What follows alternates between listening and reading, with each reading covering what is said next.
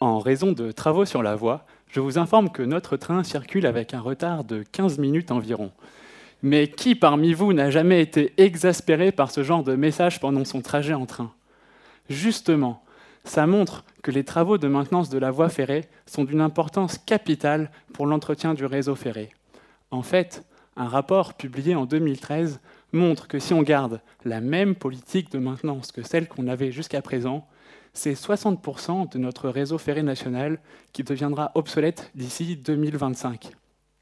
Il est donc important de modifier, d'innover dans notre politique de maintenance des voies. Aujourd'hui, comment ça se passe, me direz-vous?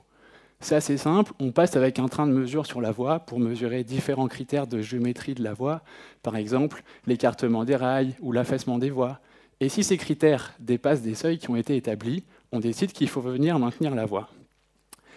Et on se rend compte qu'on a vraiment besoin d'innover, de faire des progrès scientifiques dans ce domaine-là pour mieux prendre en compte le comportement du train sur la voie et pouvoir anticiper à l'avance les opérations de maintenance qu'on va faire.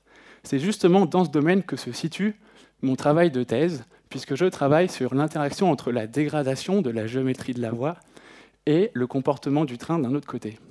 Pour réaliser ce travail de thèse, il me faut relever 3 défis. Le premier défi, c'est d'arriver à mieux comprendre l'influence de la géométrie de la voie ferrée sur le comportement du train.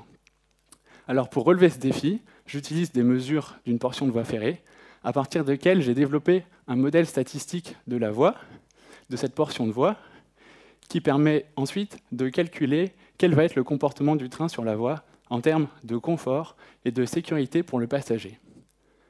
Le deuxième défi, c'est d'arriver à transposer les critères qu'on a aujourd'hui sur la géométrie de la voie à des critères globaux sur le comportement du train, sur tout le système de la voie et du train, puisqu'on voit que la voie et le train sont comme 2 morceaux de puzzle imbriqués l'un dans l'autre, et donc on va avoir des critères en termes de confort et de sécurité.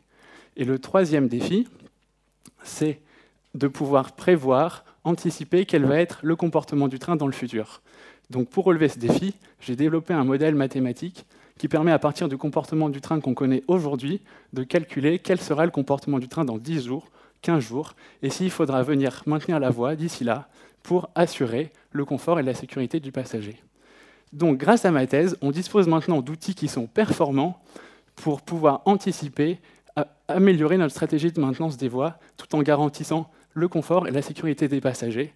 Et ma thèse montre aussi qu'on peut continuer à innover, à faire des progrès scientifiques dans le domaine ferroviaire en France. Je vous remercie. 3, 2,